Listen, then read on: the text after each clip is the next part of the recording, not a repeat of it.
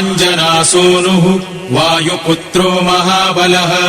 रामेष्ठः सल्गुणः सकः पिङ्गाक्षोमितविक्रमः उदधिक्रमणश्चैव सीतासन्देशहारकः लक्ष्मणप्राणदाता च दशग्रीवस्य दर्पः द्वादशैतानि नामानि कपीन्द्रस्य महात्मनः स्वापका हनुमानञ्जनासूनुः वायुपुत्रो महाबलः रामेष्ठः सल्गुणः सकः पिङ्गाक्षोमितविक्रमः उदधिक्रमणश्चैव सीतासन्देशहारकः लक्ष्मणप्राणदाता च दशग्रीवस्य दर्पः द्वादशैतानि नामानि कपीन्द्रस्य महात्मनः स्वापका हनुमानञ्जनासूनुः वायुपुत्रो महाबलः रामेष्ठः सल्गुणः सकः पिङ्गाक्षोमितविक्रमः उदधिक्रमणश्चैव सीतासन्देशहारकः लक्ष्मणप्राणदाता च दशग्रीवस्य दर्पः द्वादशैतानि नामानि कपीन्द्रस्य महात्मनः स्वापका हनुमानञ्जनासूनुः वायुपुत्रो महाबलः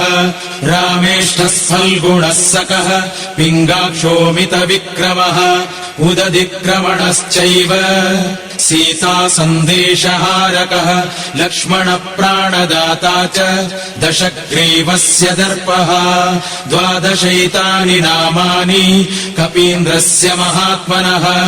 स्वापका हनुमानञ्जनासूनुः वायुपुत्रो महाबलः रामेष्ठः सल्गुणः सकः पिङ्गाक्षोमितविक्रमः उदधिक्रमणश्चैव सीतासन्देशहारकः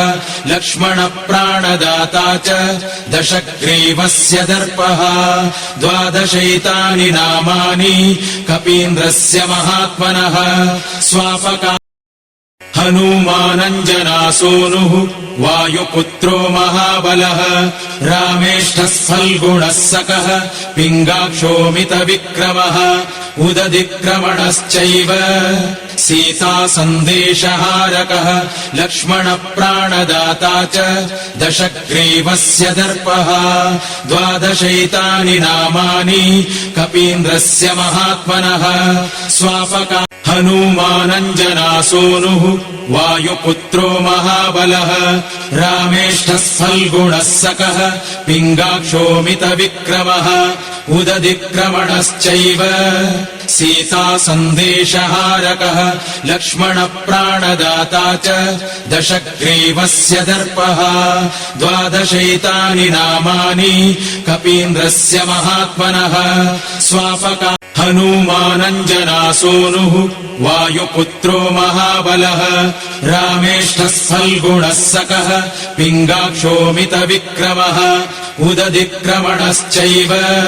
सीतासन्देशहारकः लक्ष्मणप्राणदाता च दशग्रीवस्य दर्पः द्वादशैतानि नामानि कपीन्द्रस्य महात्मनः स्वापका हनुमानञ्जनासूनुः वायुपुत्रो महाबलः रामेष्ठः सल्गुणः सकः पिङ्गाक्षोमितविक्रमः उदधिक्रमणश्चैव सीतासन्देशहारकः लक्ष्मणप्राणदाता च दशग्रीवस्य दर्पः द्वादशैतानि नामानि